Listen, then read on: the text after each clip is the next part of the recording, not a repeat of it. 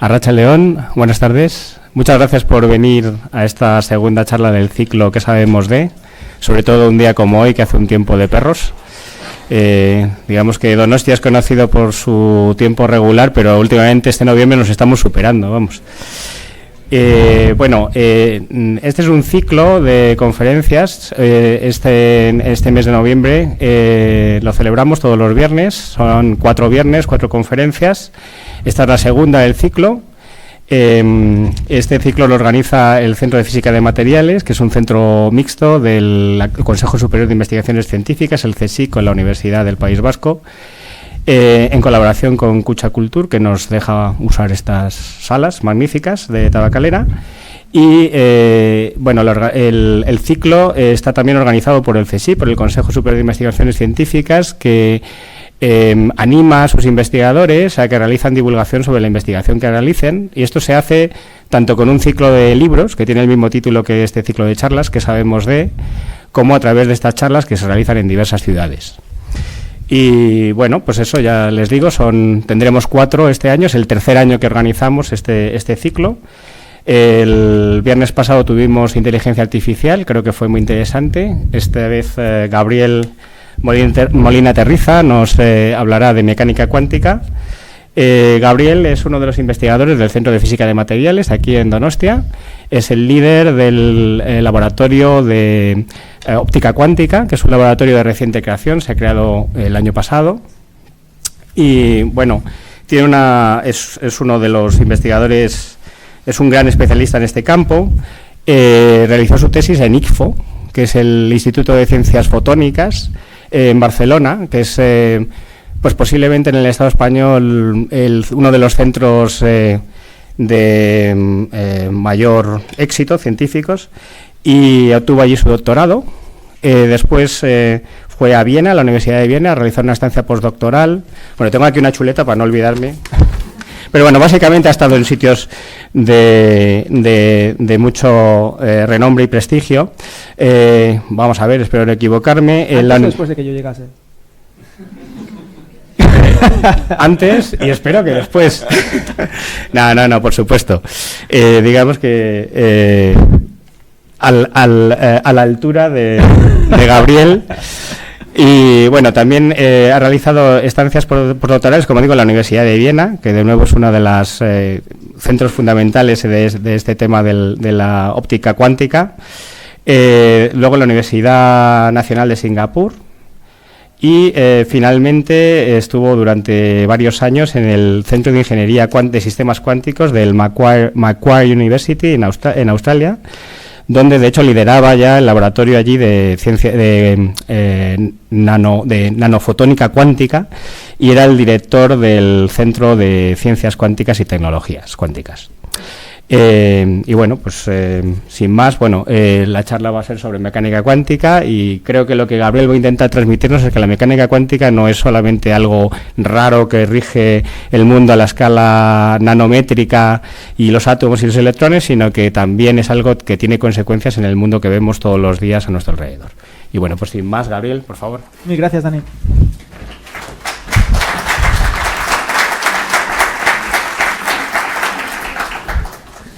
Vale, pues muchas gracias por venir. Como ha dicho Dani, el tiempo no acompañaba. Cuando me ofrecieron dar esta charla, pues un gran honor estar aquí en Tabacalera, explicándonos un poquito sobre lo que hacemos y sobre estas cosas, se lo conté a una amiga, ¿vale? Y me dijo, ¿y de qué vas a hablar? Y le dije, pues voy a hablar sobre el mundo cuántico. Y dice, pues entonces lo tienes muy fácil. Lo único que tienes que hacer es ponerles una película de estas. Así que he decidido esto, me voy, os dejo la película. No sé si habéis visto las últimas películas de Marvel. En las últimas películas de Marvel sale el mundo cuántico por todos lados, ¿vale? No os voy a poner toda la película. Pero os pensaba poner este trozo de esta película. No sé si la habéis visto. Intentaré no spoilear mucho la película. El hombre hormiga, que es superhéroe que se hace pequeño, ¿vale?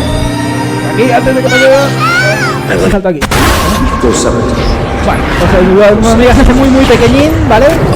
Y se mete pues dentro de una estructura limpia. Se empieza a atravesar cada vez más pequeño. Yo qué sé, parece como virus, parece que se ha visto un virus ahí, se mete dentro del virus, de repente sigue atravesando por el virus, llega hasta un átomo, se mete dentro del átomo, se sea aún más pequeño, y se mete dentro del átomo, y de repente, en un momento dado,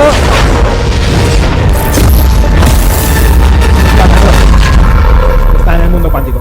¿Vale? Esto es el mundo cuántico, ya lo habéis visto. Esto es lo que hay que saber un poco sobre el mundo cuántico. Bueno, os intentaré explicar un poquito más y os intentaré explicar dónde está, por qué es el hombre hormiga se hace pequeño para llegar al mundo cuántico, aunque realmente quizá no hacía falta, podía haber venido a nuestro laboratorio para ver un poco del mundo cuántico. Entonces, bueno, solamente deciros que, bueno, este es mi email, si tenéis cualquier pregunta, ahora o en cualquier momento me podéis decir, y estos son también pues nuestros cómo contactarnos por Twitter. Pero voy a seguir un poquito con esto de cultura popular. Yo soy aficionado a los cómics, aparte de películas y otras cosas. Y cuando estaba en Viena, como dijo Dani, de hecho me encontré con este cómic. Esto es la Liga de la Justicia. ¿Veis a Wonder Woman por ahí? Es un poco raro, ¿vale? Pero si os fijáis, esta Liga de la Justicia de repente se encuentra con que tiene un problema en el mundo y el mundo se está hay como caos, el orden universal se está rompiendo. Entonces aquí, pues uno de los superhéroes estos dice, bueno, esperad, el año pasado un grupo de físicos hizo un experimento espectacular, ¿vale? Ese grupo de físicos era precisamente el grupo con el que yo trabajaba. De hecho, en algún momento lo dicen que eran unos grupos de físicos que están trabajando en Viena. Dicen, trabajando a nivel subatómico han dividido un fotón, la partícula de luz, ¿vale? Y han encontrado que cualquier cosa que le hacen a una mitad, de repente se traslada inmediatamente a la otra mitad que está muy lejos, ¿vale? Y dicen, y no hay ninguna forma de que las dos se comuniquen. De alguna forma, lo que le haces a uno se transmite a la otra inmediatamente. Bueno, yo os voy a explicar un poquito sobre esto más tarde. No dividimos fotones como explican aquí. Pero explicad que dice, bueno, y esto es una coincidencia, esta relación entre los dos lados. Y dices, no es una coincidencia. Es que hay una especie de orden universal subyacente, ¿no?, que junta todas las partículas. Una sincronicidad. Bueno, sigue ahí, ¿no? Entonces, claro, para salvar el mundo lo que tienen que hacer es pues juntar las dos mitades de los fotones, así que se hacen pequeñitos otra vez y cogen la mitad de un fotón, cogen la mitad de otro fotón y los van juntando uno a uno para volver a restaurar el orden universal. En mi laboratorio dividimos fotones de alguna manera, ya os explicaré que no es dividir un fotón exactamente, y os aseguro que, bueno, hay mucho caos, pero no creo que sea debido a que estamos haciendo nada raro. ¿Y entonces para qué sirven estas cosas? Bueno, pues estas cosas, estos fotones entrelazados que los dividimos, sirven para hacer comunicaciones cuánticas. Y también os voy a explicar un poquito de esto, sobre todo al final de la charla.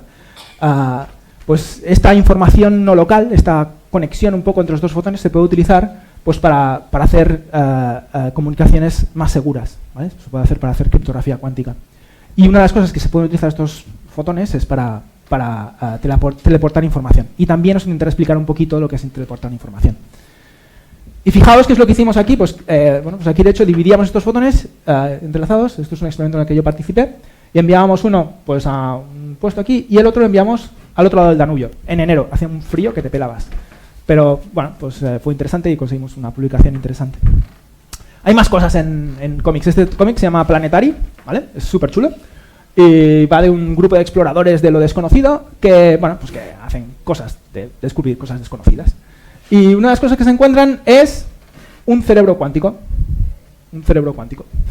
Bueno, ¿qué es un cerebro cuántico? Bueno, pues no sabemos lo que es, pero puede codificar todo el universo dentro del cerebro cuántico este, que es para hacer una especie de ordenador cuántico, y alterar la realidad. ¿Okay? Bueno, pues esto es lo que es. Si queréis ver un ordenador cuántico, pues es esto, ¿vale? Es bastante bonito. Pues esto es el ordenador cuántico. Vale, de hecho, los ordenadores cuánticos, ahora sí que empezamos a tener ordenadores cuánticos, no parecen esto, sino se parecen más a esto otro, ¿vale?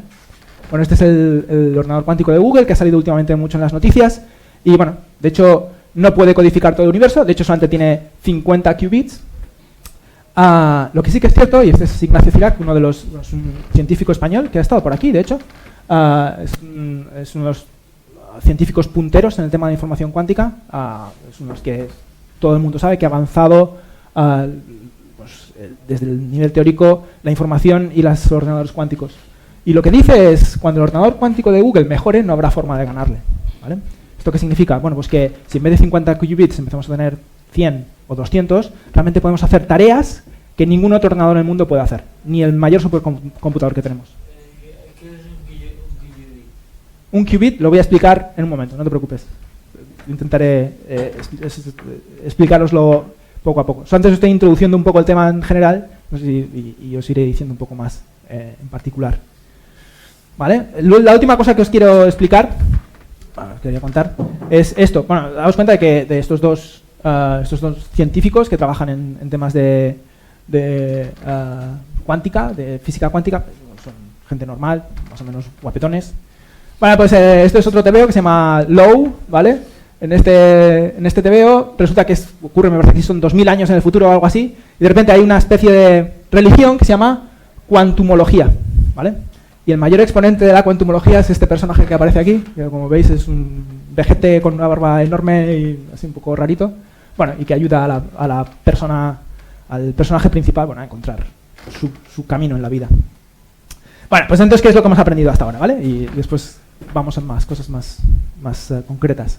¿Vale? Bueno, parece ser que en las películas y en los cómics el mundo cuántico es muy pequeñito. Ya habéis visto que los personajes tienen que hacerse muy, muy pequeñitos para llegar hasta allí. Las partículas entrelazadas pueden destruir la realidad. Bueno, pues hay que tener cuidado en mi laboratorio, pero es lo que dicen los cómics. Los ordenadores cuánticos pueden computar realidades alternativas y todo el universo está metido ahí, ¿vale? Y los físicos cuánticos tienen barbas largas y son raritos, ¿vale? Esto es lo que nos dicen más o menos los cómics y las... ¡Uy! ¿Vale? Y de hecho, en la ciencia de los laboratorios, ¿qué es lo que vemos? Bueno, vemos que los efectos cuánticos pueden aparecer en sistemas grandes. No sé si os habéis fijado, el ordenador cuántico que estaba al lado del señor era una cosa grandecita. De hecho, casi todo eso es un criostato, es un aparato que hace enfriar las cosas hasta casi el cero absoluto. Porque el ordenador cuántico de Google es un chip que se puede ver. Es un chip que es grandecito, son unos milímetros, no es microscópico. Es algo que podéis ver y podríais tocar si os dejasen, lo cual dudo mucho porque es uno en el mundo y no creo que haya muchos más como este. Pero después se tiene que meter en ese criostato y enfriarlo casi al cero absoluto para que funcione como queremos que funcione. ¿Vale? Ya habéis visto a Ignacio Cirac lo que tenía detrás. Tenía una mesa óptica llena de cacharros, ¿vale? Todos esos cacharros sirven para hacer funcionar otro ordenador cuántico que está basado en iones, ¿vale? Os explicaré un poquito sobre esto al final. Bueno, pues aparecen sistemas grandes, sistemas, bueno, cosas que las puedes tocar, digamos. Las partículas entrelazadas, lo que os voy a explicar es que, bueno, no destruyen la realidad, pero sí que te ayudan a entender la naturaleza, te ayudan a entender cómo es el universo. Quizá de una forma grandilocuente te ayudan a entender la realidad, ¿vale? Y os voy a intentar explicar esto un poquito con un ejemplo, un poquito más adelante. Otra cosa que hemos aprendido es que los ordenadores cuánticos quizá puedan hacer que gastes menos en viajar, ¿vale? Y esto es algo que os explicaré casi al final de la charla. ¿Por qué? O sea, no vais a poder computar todo el universo, pero sí que vais a poder hacer, podéis hacer algunos cálculos que nos van a ayudar a resolver problemas, que os van a ayudar a gastar menos en viajar o a ser más eficientes en algunos temas. Bueno, lo último es que los físicos cuánticos tienen barbas cortas y son muy apuestos. Esto lo dejamos, pasamos por encima. ¿Vale? Vale, bueno, pues entonces, para empezar, y ahora ya empezamos la charla de verdad, digamos, os pensaba hacer una demostración de unos efectos cuánticos. No sé si va a funcionar, esto funciona en el laboratorio, lo he estado trabajando aquí, Ido ya lo sabe, 2 horas antes intentando que funcionase, y funcionaba, ¿vale? ¿Y qué es lo que os voy a enseñar? Si funciona, lo que os voy a enseñar es lo siguiente, ¿vale? Vamos a tener este sistema que he montado aquí, y después si queréis podéis pasar y verlo, de todas formas con una cámara intentaré que lo veáis en directo, ¿vale? Y este sistema pues tiene un láser, ¿vale? Y tiene 4 elementos, y solo 4 elementos, ¿sabéis? No es muy complicado. Tiene 2 espejos, los espejos como los que miráis, o como nos afeitamos o lo que sea. Y tiene 2 semiespejos. ¿Qué es un semiespejo? Bueno, pues es un espejo que deja pasar parte de la luz y refleja la otra parte, ¿vale? Así que como veis, pues la luz puede ir por aquí, atraviesa el primer semiespejo, le da a este espejo, rebota aquí y viene para acá, ¿vale? Esto pues la luz puede ir por este camino de arriba o puede ir por este camino de abajo. Rebota aquí, viene para acá y llega hasta aquí. También hay parte de luz que se va para acá, ¿vale? Pero no nos hace falta, porque lo que vamos a hacer es mirar esta. Es igual, no os preocupéis.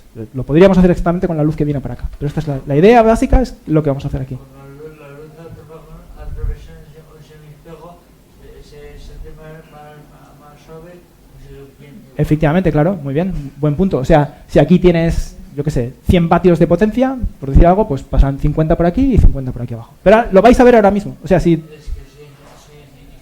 Ah, genial, pues entonces nos ayudarás un montón. Vale, pues este es el experimento que os voy a hacer aquí, ¿vale? Y vamos a empezar con algo sencillo, ¿vale? Os voy a enseñar primero qué es lo que pasa cuando bloqueo esta parte de aquí y dejo solamente pasar la luz por la parte de arriba. Y después os voy a enseñar qué es lo que pasa cuando la luz va por abajo, ¿vale? Y después vamos a hacer un juego. Y ahora viene la parte del león, ¿vale? Primero la parte fácil, que es enseñaros con la cámara el cacharrito este. Muy bien, esta es la cámara, ¿sí? ¿Os veis todos por ahí? Sí, ¿no? Vale, pues os enseño cómo es el experimento. Aquí es donde viene el láser, ¿veis? Exactamente aquí. Después tenemos aquí el primer semiespejo, ¿vale? Aquí hay un espejo. Aquí hay otro semiespejo, ¿vale? Y aquí está el otro espejo. ¿Vale? O sea, si lo veis desde arriba, es más o menos como el diseño que os he enseñado en la... ¿Sí? Vale, bueno, pues ahora viene el truquito de magia que os voy a hacer. Bueno, esta es la cámara, esta que está al final de todo. Y ahora voy a encender el láser. Lo primero que voy a hacer va a ser tapar uno de los caminos y dejar el otro libre, ¿vale? Si no funciona, me retiro. Vale, bueno, pues ahí tenéis, es un poco feillo el haz de luz, ¿vale? Es porque, bueno, por razones varias y no es muy estable. Pero esto es la luz cuando va por uno de los caminos. Este es el camino de abajo, ¿vale? Y ahora os voy a enseñar qué es lo que pasa cuando la luz va por el camino de arriba, ¿vale? Hop. Y veis, pues es otro haz de luz. Bueno, más o menos en la misma posición. Y entonces ahora me gustaría... Bueno, dejo uno abierto, ¿vale? Ahora lo que me gustaría es... Ahora lo que voy a hacer va a ser levantar los dos y vais a ver qué es lo que pasa cuando tengo los dos caminos separados, ¿vale? Por tanto el de abajo y el de arriba. Y ahora vamos a hacer una cosa. ¿Cuántos de vosotros sabéis qué es lo que va a pasar? Podéis levantar las manos. No os veo los que estáis fuera, pero... Uno aquí. ¿Cuántos hay? ¿Cinco personas saben lo que os va a pasar? Vale, perfecto. Pues vosotros no contáis, ¿vale? Bueno, entonces hay varias posibilidades. Ahora yo os voy a dar posibilidades y quiero que me levantéis la mano. Pero por favor, levantad la mano. No me dejéis aquí contando cosas vacías, ¿vale? Puede pasar, pues que cuando pongan los dos juntos, ¿vale?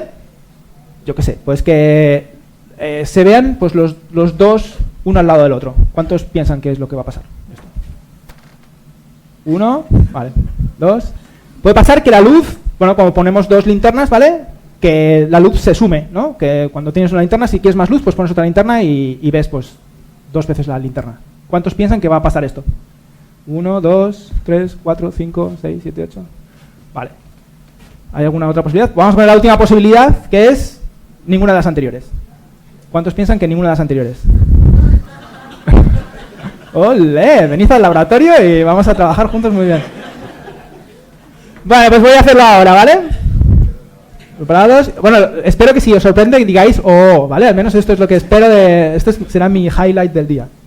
¿Vale? A ver si esto funciona. ¡Ay! Un momento.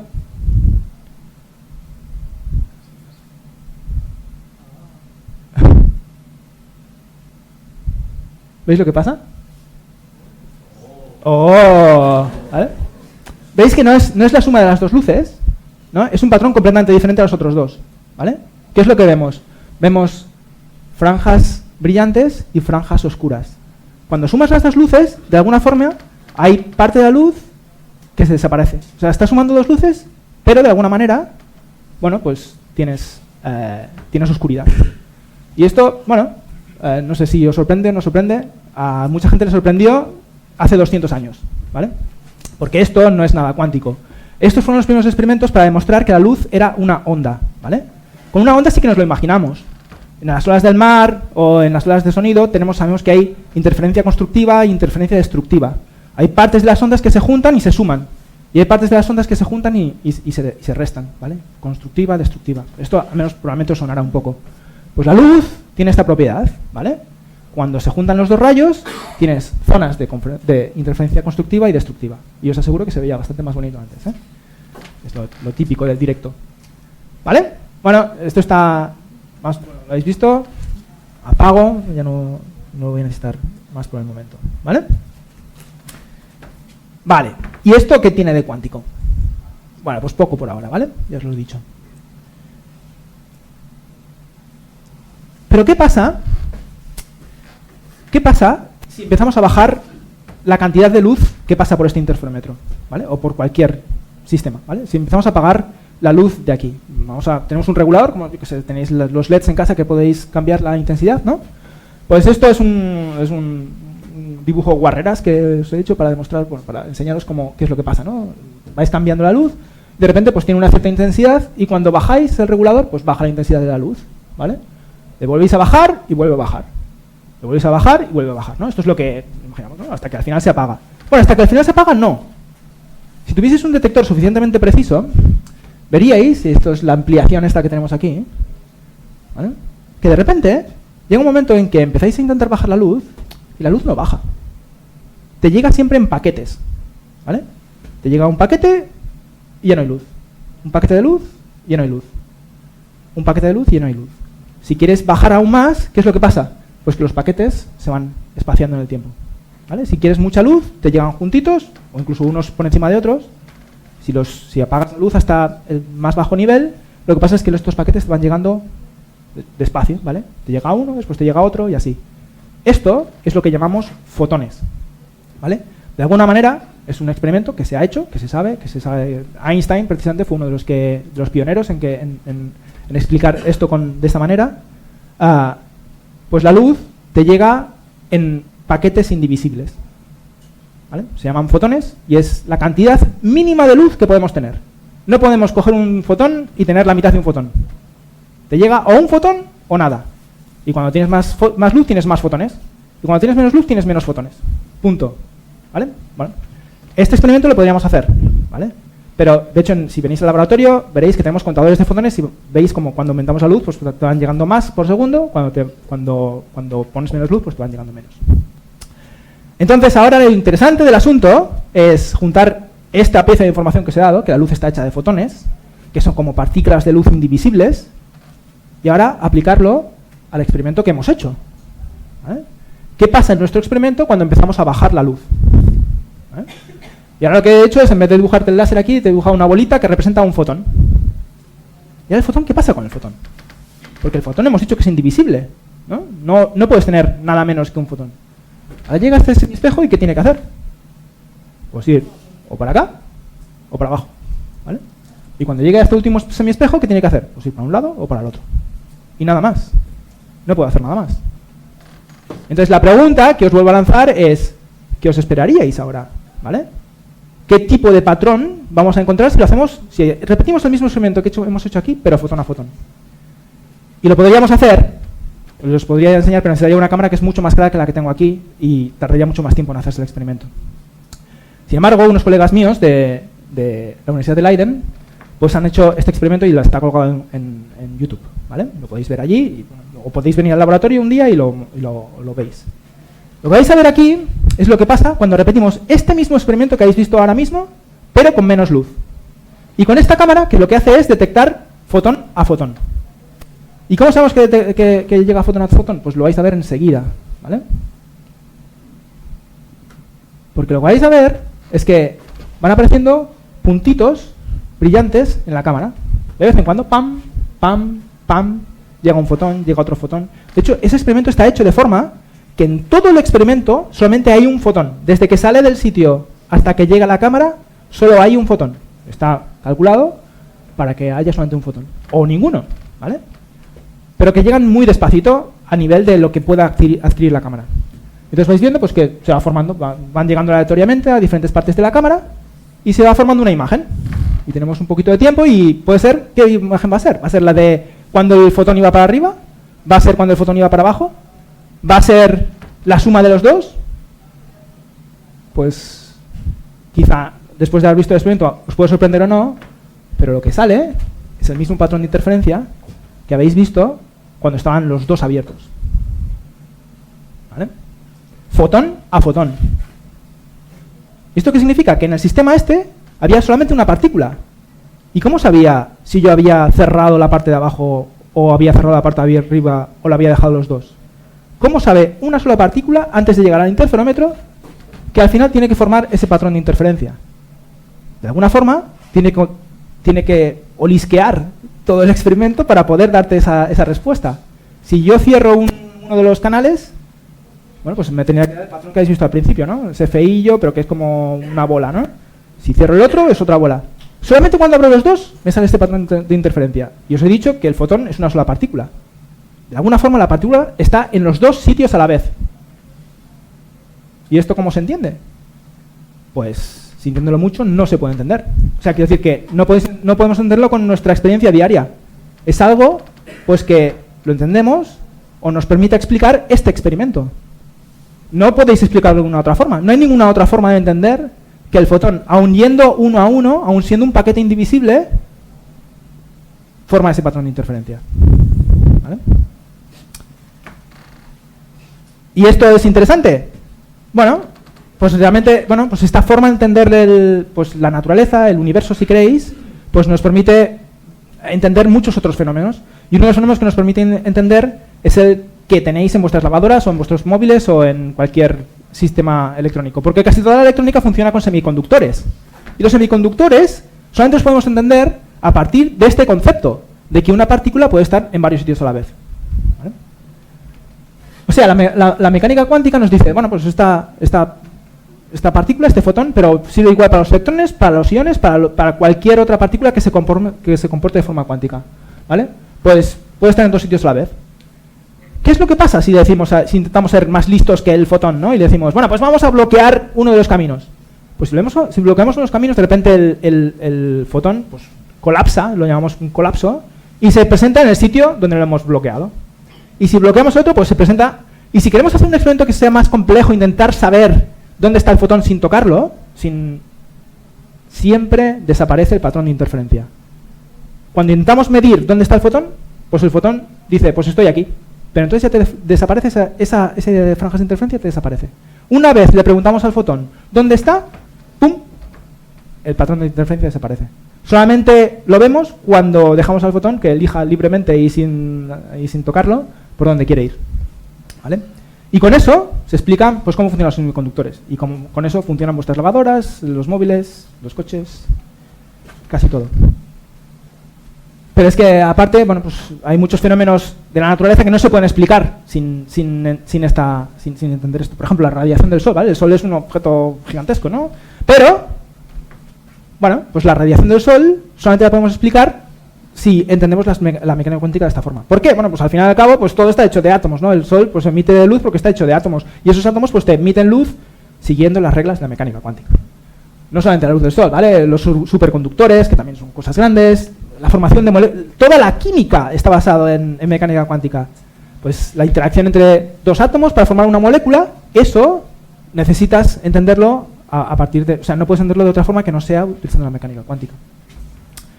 Vale, una vez os llega este concepto de que, hay cosas en la naturaleza que no podemos entender sin estos conceptos cuánticos, de que una partícula puede estar en dos sitios, de que una vez lo mires, pues la partícula se queda en un sitio. Quizá podríamos ir más allá, ¿no? Quizá podríamos decir, pues a lo mejor podemos utilizar estos efectos cuánticos y no solamente observarlos, podemos hacer algo más. Podemos hacer quizá ingeniería cuántica, si queréis, hacer algo con ello. Y os voy a intentar, el resto de la charla es intentar llevaros en esa dirección para explicaros qué cosas podemos hacer si manipulamos, estas propiedades de la naturaleza. Y para ello, os voy a explicar esto que es las quantum sorguiñas, que alguien me dijo que es una aberración lingüística, y tiene razón, porque es de quantum witches, o las brujas cuánticas, o sorguín cuánticoac, pero las quantum sorguiñas probablemente sea lo peor que podía haber hecho en mi vida, ¿vale? El caso es que esto es una anécdota, ¿vale? Pero estaba leyendo un libro sobre la Inquisición en Guipúzcoa, ¿vale? Y resulta que hay una anécdota en ese libro, que a mí me pareció adecuada para explicarosla, que es que, no lejos de aquí, me parece que hace 200 años, 300 años, pues la gente pensaba que había brujos y brujas, ¿vale? Y de repente llegaron dos niñas al inquisidor y le dijo, señor inquisidor, nosotros habíamos sido brujas y ya nos hemos arrepentido, ¿vale?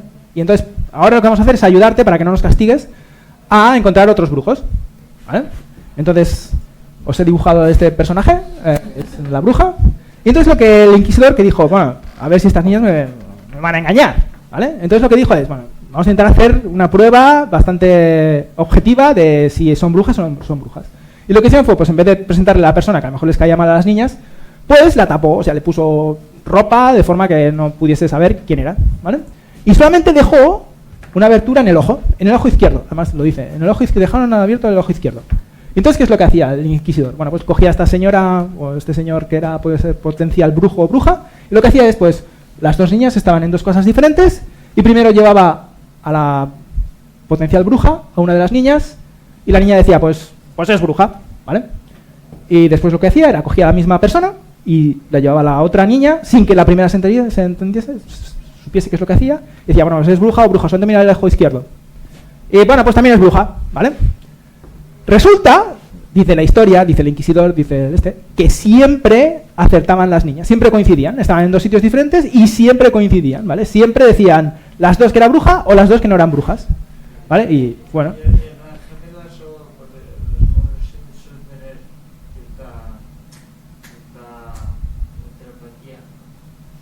Pues no sé, ahora de hecho en la siguiente transparencia vamos a intentar ver qué es lo que podía pasar y me lo explicáis entre todos.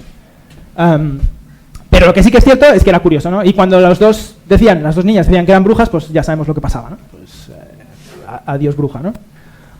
Bueno, entonces vamos a intentar interpretar este experimento con brujas cuánticas en el siglo XVIII en Guipúzcoa, ¿vale? Esto por cierto lo podéis encontrar en este libro, Las brujas de su mundo, que es lo que estoy leyendo. Vale, bueno, pues ¿cómo lo interpretáis? ¿Vale? Al final es un experimento y es algo que ha pasado, que está descrito y que ¿cómo lo interpretamos? Bueno, pues las niñas siempre acertaban, ¿vale? Entonces ahí yo veo pocas posibilidades, ¿no? O las brujas eran brujas antes de llegar a la casa y las niñas lo sabían, bueno, de alguna forma, miran el ojo y son brujas. Y las dos, pues, una propiedad de la persona, que es bruja o no bruja, y se ve en el ojo izquierdo y las niñas, pues, descubren que es una bruja. Bueno, a lo mejor es que las brujas no eran brujas, realmente, y las niñas se habían puesto de acuerdo de antemano, ¿no? Y habían dicho, bueno, pues cada vez que venga una persona con ojos azules, pues no me gustan las personas con ojos azules y vamos a decir que son brujas, ¿vale? Pues también puede ser, ¿no? O sea, una de estas dos opciones es la que a mí se me ocurre. Si os ocurre más, después lo comentamos. ¿Y por qué solamente estas dos opciones? ¿Vale? Porque imaginaos que las niñas tomasen la decisión aleatoriamente, como si tuviesen una moneda en un sitio y otra moneda en otro, ¿vale? Y tirasen la moneda y dijesen, bueno, pues si sale cara, vamos a decir que es bruja, y si sale cruz, vamos a decir que no es bruja, ¿vale? Bueno, si pasase eso, habría casos, la mitad de los casos, en las que no estarían de acuerdo, ¿vale? Una diría es bruja, la otra diría que no es bruja, ¿vale? Esto es la mitad de los casos. Como eso, según el inquisidor, no pasaba, bueno, pues me quedan las opciones de arriba. Entonces, si yo fuese el inquisidor, ¿vale? Hubiese hecho otro experimento, y es, vale, voy a coger ahora, no personas aleatorias, voy a coger la misma persona y la voy a preparar de la misma forma. Y en este caso voy a preparar a dos personas, además para que no haya ningún malentendido entre las niñas y sepa en qué es lo que miran, ¿vale? Las voy a tapar, como hacía antes, voy a preparar dos personas y las voy a enviar cada vez a sus casas, ¿vale? Pam, pam, pam. Les voy a tapar todo, miro el ojo izquierdo y veo qué es lo que me dicen, ¿vale? La misma persona, pues si las niñas, o sea, ahí sí que son dos personas diferentes. Si de vez en cuando las niñas me dicen algo diferente con la misma persona, es que a lo mejor se han puesto de acuerdo en decir, pues la tercera persona que me llegue, pues va a ser bruja, y la cuarta no va a ser bruja, ¿vale? De alguna forma ya se me han puesto de acuerdo. Si eso no sucede y siguen acertando, bueno, son dos personas diferentes, ¿vale? ¿Qué es lo que está pasando ahí? Pero es que además puedo intentar ser incluso más listo que las brujas, que las niñas, ¿no? Decir, bueno, pues en vez del ojo izquierdo voy a dejar que puedan mirarlo con el ojo derecho, ¿vale? Y voy a hacer lo mismo, ¿vale? O con la nariz, ¿vale? Les puedo hacer una serie de medidas, intentar descubrir como si se han puesto de acuerdo, si no se han puesto de acuerdo, o si la brujería es una propiedad de la persona que al fin y al cabo las niñas lo detectan, ¿vale? Mirándole una parte de la cara. Vale, pues la receta, esto es lo que llamo las brujas entrelazadas, la receta para descubrir, bueno, qué es lo que está pasando, es, bueno, pues preparamos dos supuestas brujas siempre de la misma manera, ¿vale? Tenemos las dos brujas, las preparamos siempre de la misma manera. Las enviamos a las niñas. Y antes de llamar a la puerta, le decimos a la niña, ¿quién le quieres mirar? ¿Le quieres mirar el ojo derecho, el ojo izquierdo, la nariz o el pelo? ¿Vale? Bueno, cada una de las niñas elige independientemente de la otra. Completamente independiente. Las niñas hacen la medida, dicen, pues bruja o no bruja, independientemente. Y después lo que hacemos es comparamos los resultados. ¿Vale? En este caso, bueno, pues parecería que, bueno, es todo muy limpio, ¿no? O sea, que no hay, si realmente las niñas están viendo algo de brujería, pues debería ser una propiedad de las personas. Lo que pasa, un experimento muy parecido a este, es lo que hacemos en mi laboratorio con fotones entrelazados. ¿Vale? ¿Y qué es lo que pasa? ¿Qué es lo curioso de estos fotones entrelazados? Que es lo que os intento ir guiando hacia allá. ¿Vale? Resulta que en este caso, imaginaos que las niñas cuando dicen la misma persona y la miran en el ojo izquierdo, la misma persona dicen, pues unas veces dicen que es bruja y otras veces que no es bruja, ¿vale? Las niñas lo están haciendo completamente aleatoriamente. Tú dices, me están engañando estas niñas, ¿vale? O sea, se están inventando, tienen una moneda y lo están haciendo. Cogen y miran el ojo derecho y lo mismo, el ojo de la nariz lo mismo, ¿vale? Y completamente aleatorio.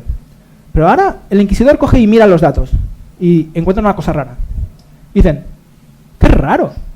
Cada vez que las niñas miraban las dos a la vez el ojo derecho, siempre coinciden.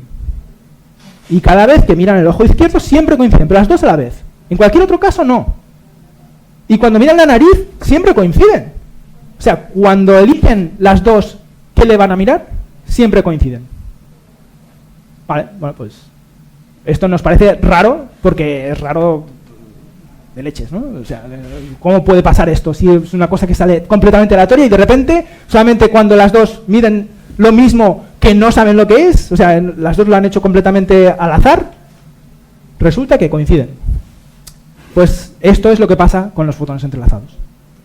Esto pues es lo que os he dicho, en mi laboratorio se puede hacer. No cogemos, ya os he explicado antes que los fotones no se pueden dividir, es la unidad mínima de luz. Pero sí lo que podemos hacer es utilizar un cacharrito como este, que lo tenemos en el laboratorio, que le envías luz de este color azulado, ¿vale? Y una vez de cada cuanto, uno de estos fotones de color azulado se rompe, pero en dos de color rojo, ¿vale? No es que se divida el mismo fotón, sino que este fotón pues, se convierte en dos de color rojo. ¿Por qué? Porque la energía de color azul y la energía de color rojo es diferente. Entonces un fotón de color azul te puede dar dos de color rojo. Y esto es, bueno, pues una vista de cómo sería un experimento y quizá podéis ver pues, que hay como dos caminos, ¿vale? Aquí se forman los fotones y uno va por este camino y el otro va por este camino. O sea, llevamos como un fotón a la casa de una niña y otro fotón a la casa de otra niña. Y ahora lo que podemos hacer en el laboratorio es empezar a hacer estas medidas, preguntarle cosas a los fotones. Les podemos preguntar pues qué forma tiene, como os he enseñado un poco aquí. O podemos preguntarle, pues, como es una onda, pues, ¿dónde oscila? Si oscila así, oscila así, ¿vale? Cada vez que les hacemos una pregunta a los fotones, nos dan una respuesta completamente aleatoria. Hay veces que a derechas, otras veces a izquierdas, o lo que sea. Pero cuando le preguntamos la misma cosa a los dos fotones, siempre coinciden. O los dos a las derechas, o los dos a las izquierdas, o los dos así, o los dos así. O sea, es un poco curioso, ¿no? Lo malo es que la cuestión es que estos objetos entrelazados no suceden naturalmente muy a menudo, ¿vale? Es algo que realmente tenemos que esforzarnos en el laboratorio para conseguirlos. Y lo podemos hacer con fotones, lo podemos hacer con electrones, hay diferentes formas de hacerlo, incluso con circuitos eléctricos. O sea, que hay que trabajar un poco para conseguir este tipo de sistemas. Una vez que tenemos, si os creéis todo esto, que lo podemos hacer, y no, como os he enseñado aquí, no es algo que tengáis que creer, o sea, no es la cuantumología que sucede entre 2000 años, sino que podéis realmente venir al laboratorio, os puedo enseñar los datos y ver que siempre sucede esto. ¿Pero qué podemos hacer con esto? Bueno, pues una cosa que es interesante que podemos hacer es hacer teleportación cuántica. Yo os voy a intentar explicar brevemente lo que es teleportación cuántica y quizás destruir algunos de los mitos que podáis tener. La idea es la siguiente, ¿vale? Yo tengo aquí una partícula, o sea, un ion, un fotón, lo que sea. Lo que queremos es llevarla a otro punto de la pantalla, ¿vale? Sin cambiarle sus propiedades. Bueno, pues la idea es intentar llevarla de alguna forma, pues que me llegue allí sin tener que realmente caminar todo el camino hasta allí, ¿vale? ¿Qué es lo que voy a necesitar para ello? Voy a necesitar dos partículas de estas que os he explicado antes, ¿vale? Dos partículas entrelazadas. Y lo que vamos a hacer es coger una de las dos y llevarla hasta aquí, donde estaba mi primera partícula, y la otra llevarla a donde yo quiero que se teleporte, ¿vale? Este es el protocolo. ¿Y ahora qué tenemos que hacer? Bueno, ahora lo que vamos a hacer es hacer una medida conjunta de estas dos a la vez, ¿vale? De alguna forma no estoy midiendo una partícula, porque ya hemos explicado que cuando mides algo lo destruye su estado, ¿no? Se convierte en otra cosa. No mido lo que tenía esta partícula, lo que mido es las dos conjuntas. La información que estaba pues está ahora un poco difusa, ¿vale? Una vez hago esta medida, cambia el estado de las dos a la vez, ¿vale? Eso ya lo sabemos, que si lo mira si está arriba, pues está arriba, si está abajo, pues esto. Y ahora lo que hacemos es, al final, cogemos el que ha hecho la medida aquí y le dice al otro que está en el otro lado cuál ha sido el resultado de la medida. Pues el resultado de medir este electrón ha sido 20, ¿vale? 42, lo que sea. Le transmite y este dice, vale, pues con esta información de cómo eran estas dos conjuntas, como esta estaba relacionada con la primera que te he enviado, ahora le puedo hacer una transformación a esta y cambiarla como era al principio. ¿Vale? O sea, parece magia, pero la idea es que esta información está un poco difusa entre las tres partículas. La información de cómo era la primera, pues se ha transferido a esta y de alguna forma pues se ha ido a la otra. Pero daos cuenta de que en todo el proceso no ha habido transferencia de materia. No ha habido nada que desaparezca aquí y aparezca allá. ¿Vale? Lo único que ha habido es transferencia de información. Y estos son, bueno, pues este es Anton Zeilinger, con el que estuve trabajando en Viena, y este pues, fue uno de los primeros experimentos de teleportación cuántica, y este, bueno, pues es un otro experimento de teleportación cuántica que se hizo con iones. ¿Vale? Entonces, ¿qué pasa? Ya os habéis visto, la teleportación no es enviar una partícula de un lado a otro. O sea, mi madre está muy desilusionada porque no piensa que va a poder trasladarse sin utilizar aviones. Bueno, pues se necesitan pues estas partículas cuánticas, y hay otro elemento que es muy importante, que os habéis dado cuenta, ¿vale? Hay que llamarse el uno al otro, ¿vale? Y decir, he hecho esta medida y me ha dado este resultado. Y el otro dice, ah, vale, pues ahora puedo hacer esto. O sea, tampoco es algo instantáneo, porque se necesita este último paso de decir, oye, que he hecho esto, que eso pues, se propaga pues, a la velocidad del teléfono o del internet o de la luz, ¿vale? Como queráis. Entonces, ¿qué pasa? Bueno, pues hasta ahora, bueno, tampoco vamos a poder... no hemos hecho teleportación de cosas muy, muy grandes. De hecho, por una parte, espero que veáis que el término de teleportación todavía sigue siendo interesante, ¿vale? ¿Por qué? Porque un átomo de carbono aquí, bueno, nosotros estamos hechos de carbono, un átomo de carbono aquí y otro átomo de carbono aquí son idénticos absolutamente. Tienen los mismos electrones, tienen los mismos neutrones, tienen los mismos protones. La diferencia entre un átomo de carbono en mi cuerpo y en el de cualquiera de vosotros probablemente es cómo están colocados los electrones alrededor del átomo de carbono. Si sacamos esa información, podemos hacer que mi átomo de carbono se convierta en un átomo de carbono de otro, ¿vale? O sea, es la información la que puede hacer pues, que dos partículas sean iguales. Hasta ahora no podemos enviar información sobre el cuerpo humano, ni un perro, ni nada medianamente utilizable. Solamente pues, podemos utilizar pues, esto, fotones, electrones, cosas que son pequeñitas y que pues, tienen poca información. Pero lo que podemos hacer es utilizar esta especie de protocolo para hacer comunicaciones más seguras. Y entonces ahora pues, ya llega la última parte de mi charla, que es un poco intentar explicaros, pues os he intentado ver pues, primero un poco los fundamentos, después os he explicado pues, cómo hacer ingeniería de estas cosas, cómo forzar la naturaleza para hacer algunas ciertas cosas, y ahora os voy a intentar explicar ¿cómo las podemos usar? ¿Cómo podemos utilizar esto de la teleportación o del entrelazamiento para hacer pues, cosas que a lo mejor os puedan servir dentro de un tiempo?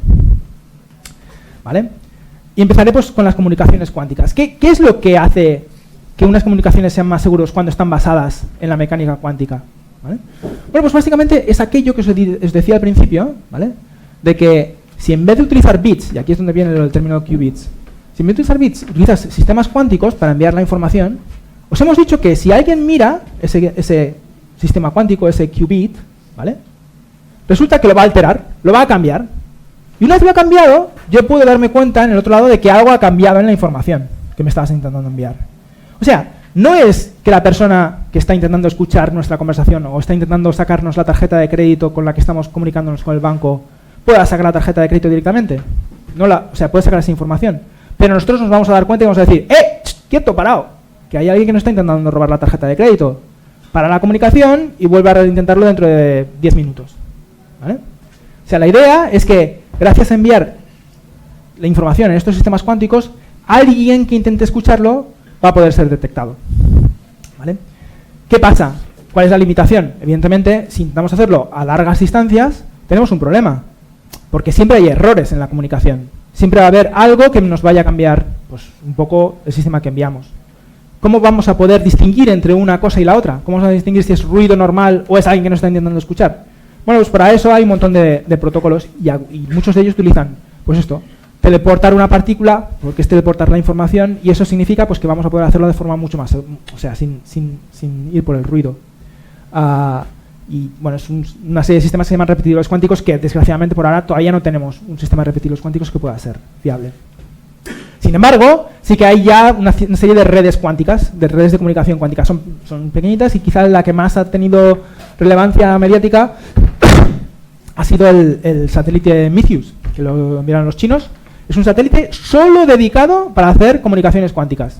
Dentro del satélite hay un sistema de fotones entrelazados parecido al que está en mi laboratorio, parecido al que está a cualquier otro sistema de fotones entrelazados de cualquier parte del mundo. Pero solo dedicado, puesto en un satélite, para enviar fotones entrelazados a 2 partes de la Tierra. ¿Vale?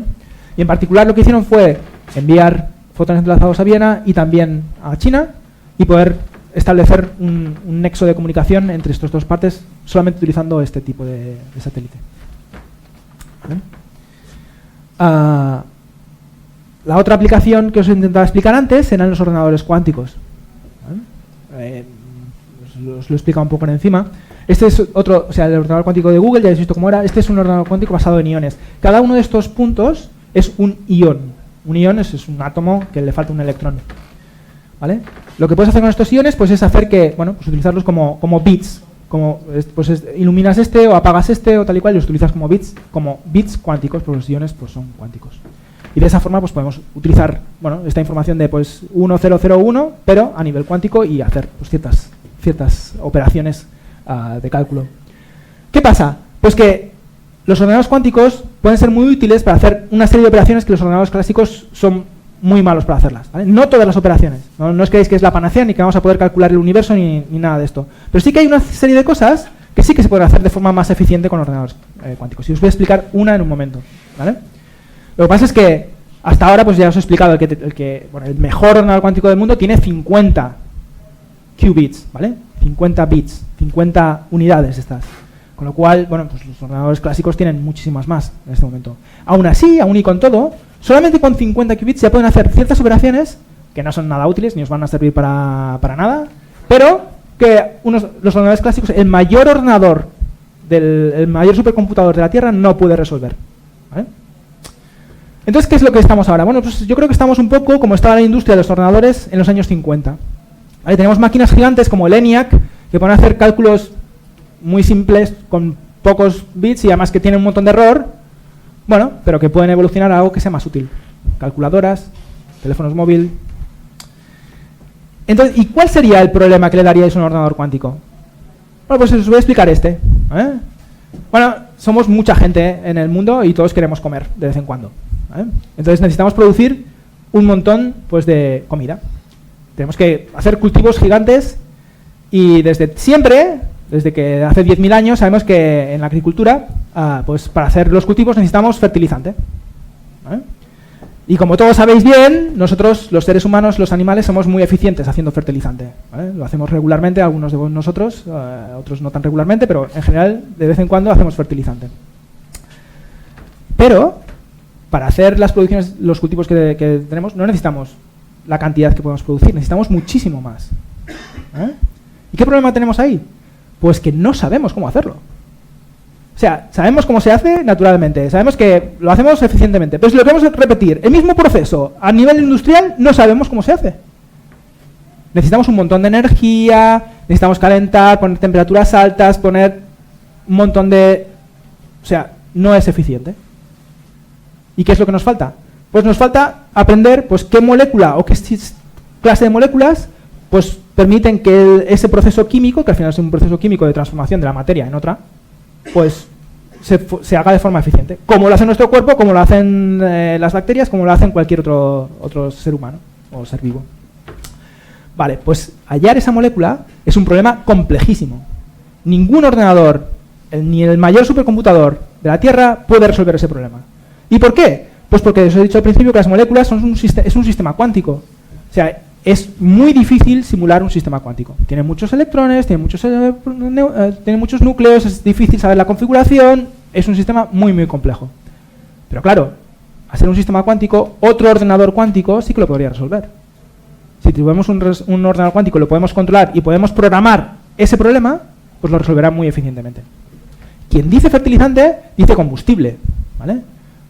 Sigue siendo el mismo problema. ¿Cómo hacemos que los combustibles sean más eficientes? Bueno, pues necesitamos unas ciertas moléculas que nos hagan que un combustible sea más eficiente. Vale, pues, ¿qué tipo de ordenador vamos a necesitar para eso? Pues las estimaciones dicen que si tuviésemos un ordenador cuántico, y fijaos, 1000 qubits comparados con los 50 que teníamos, 1000 billones de puertas lógicas, ¿vale? El que tenía, me parece que tenía unos centenares, ¿vale? Pues entonces este problema de los fertilizantes se resolvería en 20 horas. Es una estimación que se ha hecho hizo Microsoft con su sistema. Bueno, parece grande, pero de hecho los ordenadores que tenemos hoy en día no es que tengan 1000 qubits, no 1000 bits, es que tienen miles de millones de bits. Y puertas lógicas tienen a patadas, trillones de trillones. Vuestro teléfono tiene muchísima más potencia que esto. Pues lo que necesitaríamos es que la industria avanzase lo suficiente para llegar a esto. Última transparencia para que no os aburráis. Esta foto la pongo en todas mis charlas porque me encanta. Y es sobre sensores cuánticos, ¿vale? Es otra de las aplicaciones que se han identificado de las tecnologías cuánticas. ¿Por qué vais a necesitar vosotros sensores más precisos? Yo qué sé, un sensor de magnético, ¿vale? Con mi brújula ya sé dónde está el norte. ¿Para qué necesito algo más? ¿Para qué necesito un reloj que me dé la hora de forma mejor? Bueno, pues una de las aplicaciones que tiene es poder volar o navegar de forma más segura. ¿Y por qué es esto? No sé si habéis pensado cómo funciona el GPS. Pues el GPS, en el satélite, tiene un reloj. Lo que hace el GPS es contar el tiempo y te mide cuánto tiempo ha tardado el pulso que te ha llegado desde el GPS, desde el satélite, hasta tu teléfono móvil o hasta tu receptor de GPS. Y con esto, haciendo una triangulación, saben dónde estáis. ¿Vale? Si pudiésemos tener relojes más precisos dentro del satélite, podríamos saber de forma más precisa dónde estamos, o dónde está un avión, o dónde está cualquier cosa. De igual manera, si tuviésemos sensores magnéticos o sensores de velocidad más precisos, el avión podría navegar incluso en condiciones donde no hay GPS. Podría navegar en una tormenta, podría navegar en ciertos sitios, ¿vale? O sea que quien dice avión, dice barco, dice tren. Todo esto se basa en una serie de sensores que miran qué es lo que hay a nuestro alrededor, ¿vale? ¿Y qué es esto? Pues acabo con esto. Esto es algo que montamos en el laboratorio de Australia y que vamos a montar en breve en nuestro laboratorio de aquí. Y me encanta porque esto que hay aquí es una mota de polvo, ¿vale? La mota de polvo que probablemente, no sé si aquí hay mucho polvo, pero hay veces que veis el sol, ¿no? Y veis que hay cositas que van pasando por el sol y centellean, ¿vale? Esos son motas de polvo que pasan alrededor del sol. Pues esto es una sola mota de polvo, más pequeña que las motas de polvo normales, que está atrapada, quieta, en un solo sitio. ¿Y cómo hemos conseguido esto? Pues lo que hemos conseguido es con luz. Hemos focalizado un láser justo en esta mota de polvo y la hemos atrapado y se ha quedado quieta y ya no está flotando. ¿Y para qué queremos esto? ¿Esto nos va a servir para todo esto? Bueno, pues lo que queremos es, una vez que tenemos esta mota aquí atrapada, lo que vamos a hacer es quitar todo el resto del aire, todo el resto del polvo, todo el resto de porquería que hay alrededor de esta mota de polvo. Y la vamos a dejar ahí quieta. Y vamos a enfriarla. Y llegará un momento en que enfriándola y aislándola de cualquier otra cosa, pues podremos empezar a medir pues, sus propiedades cuánticas, como os he explicado antes. Y en ese momento podemos medir rotaciones, podemos medir aceleraciones, podemos medir campos magnéticos de forma mucho más precisa que con otros sistemas. ¿Vale? ¿Y por qué me gusta esto? Bueno, aparte porque lo estoy intentando hacer, porque es ciencia muy fundamental. Es muy básico, ¿vale? Es mucho de curiosidad. ¿Podemos atrapar una cosa ahí quieta y medir sus propiedades aislada de todo? ¿Y qué es lo que va a pasar? Es muy bueno, no sé, no parece que vaya a salir de mucho. Pero es algo que dentro de 5 o 10 años parece que vaya a tener aplicaciones en aviones, en sensores, en medicina. ¿Vale? O sea, partiendo de ciencia básica, podemos hacer cosas que dentro de un tiempo pues, puedan ser interesantes para nuestra vida diaria. Y por eso, bueno, esto es quizá mi mensaje final, pues yo creo que hay que financiar la ciencia básica de forma constante. Acabo, muchas gracias por escucharme. Si queréis saber más, yo os recomiendo que vayáis, no sé si habéis visto, estas son las charlas TED, las llaman, y bueno, hay algunas que si ponéis cuántica o tecnologías cuánticas, o incluso estos dos nombres, os saldrán algunas que son muy interesantes. Normalmente están subtituladas en español, así que podéis ir a ver. Y a la otra opción que tenéis es venir al Centro de Física Materiales y visitarnos o preguntarnos por email o escribirnos en Twitter. Muchísimas gracias.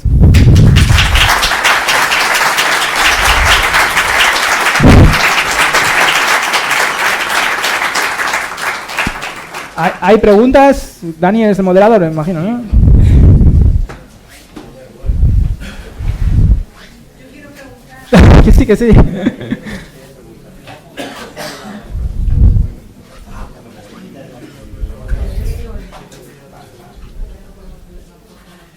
Esta charla también se ha grabado y estará en YouTube. Si quieren ustedes volver a recordar. Si os ha quedado algo raro, ¿queréis ver cómo tartamudeaba en algún momento? Pues entonces... Sí, yo quería saber Se oye, se oye. si conoces el trabajo de Thomas Campbell, del estadounidense. No, pero me lo vas a explicar probablemente. No me suena, hay muchos nombres. ¿Qué es lo que hace? Bueno, él afirma que está haciendo unos experimentos, él es físico cuántico, y su teoría es que vivimos en una realidad virtual. ¿Esto de la teoría de la realidad virtual te suena? Bueno, está la teoría de que somos parte de un holograma, de que es una especie de simulación. O sea, hay varias teorías de estas pues que son medio filosóficas, medio... Sí, según Thomas Campbell, que se conocía con físicos cuánticos de prestigio, dice que los físicos cuánticos, esta teoría, como un 30% de los científicos la aceptan ya actualmente. Bueno, yo soy parte del 70%, entonces... O sea que... No, No, quiero decir que no la conozco, pero creo que... O sea, no sé si... Creo que la parte que os he explicado de las partículas entrelazadas, de nuevo, es un tipo de investigación que tiene varios niveles, ¿vale? Es algo muy fundamental. ¿Qué es lo que pasa con estas partículas? ¿Qué es lo que nos está diciendo sobre el mundo en el que vivimos? ¿Cómo es el universo? ¿Cómo es la realidad? Y después tiene toda la parte de aplicaciones de, bueno, pues se puede utilizar para tal y cual y pascual, ¿vale? Pero esa parte es muy interesante y está abierta al debate. ¿Qué es lo que pasa con estas partículas? ¿Por qué hay esa conexión entre ellas? Y hay varias formas de verlas. Hay una que es que no hay nada que sea, no hay ninguna propiedad de ninguna partícula que sea real de antemano. No hay ninguna bruja que sea bruja de antemano. Hasta que no la mires. Hasta que no la miras, no sabes si es bruja o no es bruja. ¿Vale? Bueno, pues esto es una forma de ver las cosas. Hasta que no mido algo, no sé si está, si no está, si está arriba, si está abajo, si es bruja, si no es bruja. Es una corriente, pero hay muchas otras interpretaciones. Otra interpretación que hay es, bueno, pues que de alguna forma la física no es local, o las conexiones entre las cosas no son locales. Eso quiere decir que si yo hago algo aquí, bueno, pues a lo mejor tiene un cierto impacto en algo que sucede allá sin que se comunique nada, ¿vale? ¿Cuál de las dos opciones es? Realmente hasta ahora no sabemos distinguirlo, pero es que antes de estos experimentos ni siquiera nos planteábamos que se podían hacer experimentos sobre la realidad, sobre si algo es real o no es real. Y ahora estamos llegando a ese nivel de detalle. No sé si o sea, no me puede mirar con un poco de detalles lo demás. Buena pregunta. Buenas tardes. Hola. Vamos a ver. De jóvenes estudiamos en la escuela el fenotipo, del genotipo del año. Y hoy día los científicos dicen que el ambiente relacionado con el genotipo es en humanos, es la microbiota. Ajá. Es el número de organismos que hay sobre todo en el intestino. Ajá. Y está calculado el número de individuos de la microbiota, es el número de organismos que hay en el intestino, de 39 millones de individuos. Y dicen que esto está, ahí ya me quedo, porque calculando que la microbiota que tenemos nosotros en el intestino es de 2 a 3 kilogramos, un individuo, por ejemplo, el Escherichia coli, pesaría 13 picogramos. Ahí yo me quedo bastante, pero me quedo todavía más cuando dicen los científicos que la microbiota, los 39.000 millones de individuos, está relacionado con las neuronas. Ajá. Con las neuronas que están calculadas en 86 por 10 a la 9 neuronas en el cerebro, más los del ganglio del sistema periférico central, el sistema periférico y sobre todo el ganglio del sistema visual. Entonces, si está relacionado, yo creo que no se sabe cómo está relacionado, pues relacionar 39 millones de individuos con 86 por 10 a la 9 más los del ganglio central, y eso haciendo combinando haciendo combinación de los 2 en 2 o 3 en 3, pues resultaría que un ordenador cuántico, como usted ya sabe, un ordenador cuántico sería capaz de procesar eso, sobre todo para detectar mutaciones o delecciones en ADN, por ejemplo, para enfermedades, enfermedades hereditarias. No degenerativas, Ajá. como Parkinson, Alzheimer, distrofia muscular, o enfermedades llamadas mentales, que no sé si pueden llamar mentales, porque hay un señor que sabe hacer nudos y no se dice que tiene enfermedad mental. ¿Me entiendes? Entonces, esas enfermedades llamadas mentales, como la trastorno bipolar, la esquizofrenia, o el TOC, trastorno obsesivo compulsivo, pues si un ordenador cuántico sería capaz de detectar el ADN. O sea, si puedo rehacer la pregunta para todo el mundo, o sea, creo que la pregunta es, ¿puede un ordenador cuántico detectar enfermedades genéticas o relacionadas con las neuronas? Creo que van por ahí un poco los tiros. Bueno, no sé si os ha parecido complejo lo que os he explicado, pero el ser humano es muchísimo más complejo que lo que os he explicado probablemente. O sea, cómo se relacionan, pues lo que decías, ¿no? La macrobiota con el cerebro, con las enfermedades degenerativas, pues es algo pues que es complejísimo y que no solamente depende pues de estudiar un elemento como nosotros hacemos. Daos cuenta de que os puede parecer complicado, más complicado o menos complicado esto, pero son experimentos que son muy muy limpios, ¿vale? Coges un fotón, lo metes por este interrómetro y sale esto o sale el otro. Sin embargo, las personas somos mucho más complejas porque somos mucho más diversas. La medicina pues ha avanzado muchísimo. ¿Y pueden los ordenadores cuánticos ayudar en la medicina? Desde luego. ¿Por qué? Pues por lo que os he explicado un poco antes. Al fin y al cabo, buena parte de la medicina es intentar hacer nuevas medicinas, nuevos medicamentos que puedas utilizar para ciertas cosas. Y para eso, bueno, pues necesitas saber cómo es la composición molecular. ¿Cómo haces para arreglar el intestino de alguna forma? Pues utilizas una molécula pues que te sirva para ciertas cosas. Y para eso los ordenadores cuánticos van a ser muy buenos. No ahora, dentro de años. Pero probablemente llegue un momento en que puedan darte cuál es la configuración molecular para tener una medicina que te ayude a ciertas cosas. Creo que...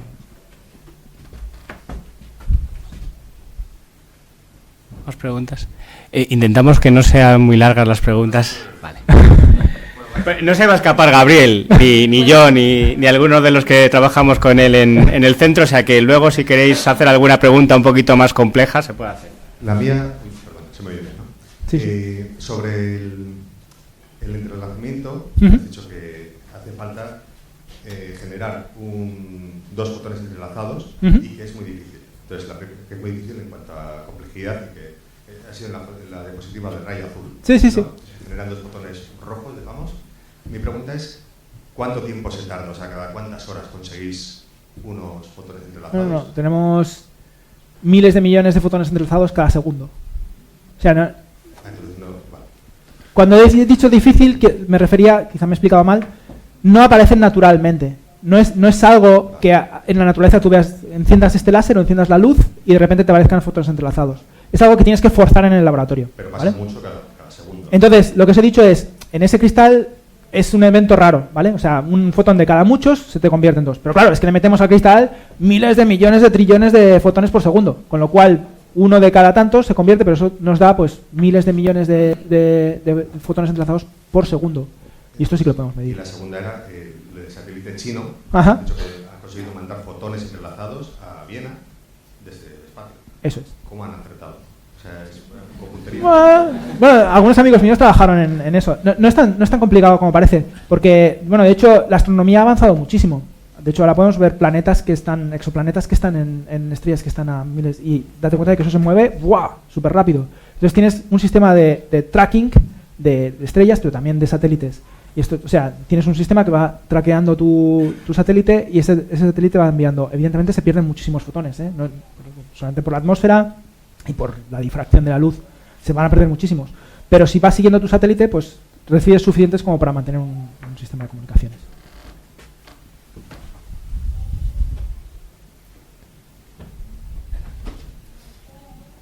Buenas. Hola. Oye, mi pregunta es de ignorante absoluto. Bueno, yo también soy un ignorante. Cuando estás hablando de los fotones y lo que intentas descubrir, que son cosas muy básicas de cómo se comportan o de alguna propiedad, yo sí tendría... Claro, eso extrapolarlo a cualquier molécula, a nivel cuántico, un fotón o un electrón o un protón se comportan igual. O la forma de... O sea, bueno, la física básicamente se basa en intentar entender cómo es la interacción entre diferentes partículas, ¿vale? Un electrón con un electrón, cuando los juntas se van a comportar siempre igual. Si es, si es un electrón y un electrón que están a la misma distancia, van a tener la misma fuerza el uno respecto al otro.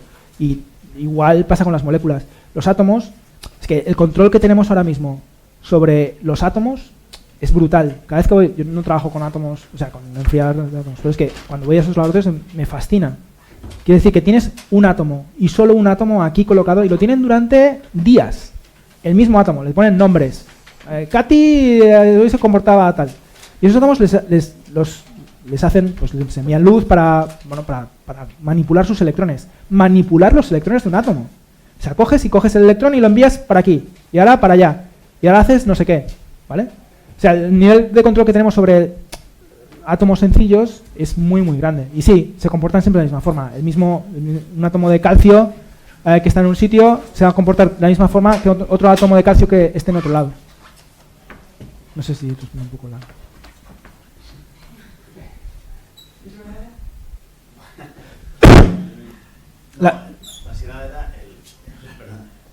O sea, tú al final descubres algo en un fotón y si eso lo puedes extrapolar a un electrón. Bueno, esta pregunta es diferente, ¿vale? O sea, lo que yo descubra de un fotón se va a extrapolar a cualquier otro... Pueden replicar mi experimento, ¿vale? Con fotones. ¿Hay propiedades de los fotones que se puedan extrapolar a electrones? Sí, ¿vale? Sí que las hay. Bueno, el entrelazamiento es una, ¿vale? Pero las propiedades de las partículas fundamentales, pues hay una serie de propiedades que son muy básicas. ¿Qué velocidad tiene? ¿Qué momento angular tiene? Hay cosas que nosotros los físicos medimos. Y esas cosas se pueden medir tanto de un electrón como de un fotón como de un átomo, ¿vale? Entonces, si descubrimos algo que funciona para el momento angular del fotón, por decirte algo, es muy posible que pueda funcionar también con el electrón, con todo lo que conlleva el cambio, ¿vale? Pero ahí está la física. De hecho, la física es intentar encontrar conexiones entre partes que están separadas, intentar extrapolarlo y después pues, hacer nuevos descubrimientos.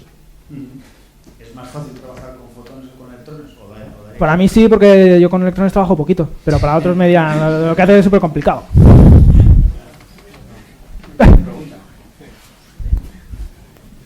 Me ha parecido muy interesante la pregunta que has hecho, porque actualmente, aunque nosotros sabemos, yo trabajo en otro laboratorio cerca del de Gabriel, pero no sabemos tanto como él de todo esto, ¿no? Entonces por eso te quiero preguntar.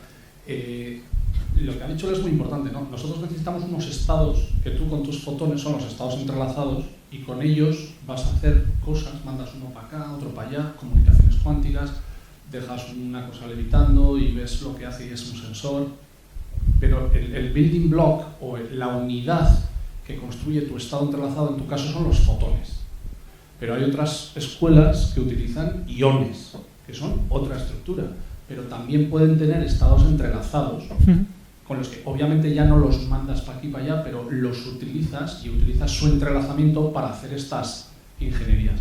Hay gente que utiliza circuitos superconductores en Suecia, ¿no? Que es otro paradigma. No son ni fotones, no son iones, es otra estructura que da estados entrelazados y esos building blocks, esas unidades, te sirven como estados cuánticos entrelazados para hacer tus tecnologías. Entonces mi pregunta es, en todo este mare magnum de fotones entrelazados, iones entrelazados, circuitos superconductores entrelazados, puntos cuánticos entrelazados, ¿cuál crees tú que en el futuro será el building block, la unidad física que perdurará? Igual que en los transistores, al final fue el silicio y los transistores de silicio frente a germanio, a válvulas y todo. ¿Dónde crees todos estos ordenadores de qubits de Google y tal? ¿En qué están basados? Y no tanto en qué están basados estos, sino en qué estarán, tú crees, basados los ordenadores, el building block fundamental de qubits entrelazados, ¿cuál será dentro de 20 años? Ya. Es una respuesta probablemente sea evitar la pregunta, pero yo creo que no va a ser ninguna de estas. Tiene que ser algo que es completamente diferente. Porque cada una de las tecnologías que has mencionado, hay muchas tecnologías para hacer ordenadores cuánticos. Os he enseñado pues, el de Google, que está basado en circuitos superconductores, y he enseñado brevemente lo que eran una trampa de iones, que es otro sistema. Hay algunos ordenadores cuánticos que están intentando funcionar con fotones también. Cada una de estas arquitecturas tiene una serie de problemas inherentes que hacen que no sean escalables. O sea, que puedes hacer 50 o puedes hacer 70, pero no se puede hacer ni 1000, ni 2000, ni 4000. Todas tienen un problema básico. Entonces, son problemas muy fundamentales. Yo creo que para ir al siguiente nivel vamos a necesitar tener una idea, como pasó con las válvulas de vacío. O sea, el ENIAC era gigantesco y tenía pocos transistores porque cada transistor era una bombilla, ¿vale? Una bombilla gigante. Entonces, pues, para cambiar de tecnología, para hacerlos más pequeños necesitamos los transistores de semiconductor.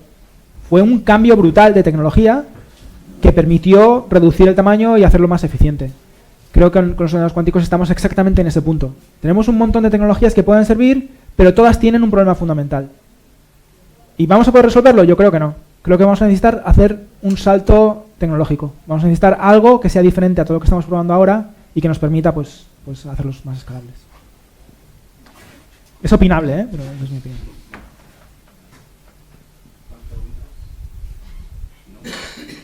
Bueno, pues si no tenemos más preguntas, yo creo que podemos cerrar aquí la sesión, agradeciendo a Gabriel Molina Terriza por su magnífica charla.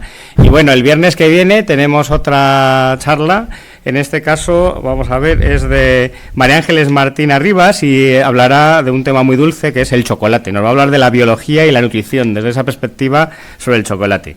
Y bueno, pues también había un papel por ahí, algunos teníais, que podéis rellenar para que os metamos en nuestra lista de suscripción para que recibáis nuestros mensajes. Y bueno, también podéis visitar la web del CFM, del Centro de Física de Materiales, y ahí están nuestras actividades accesibles. Y nada, pues muchas gracias por venir.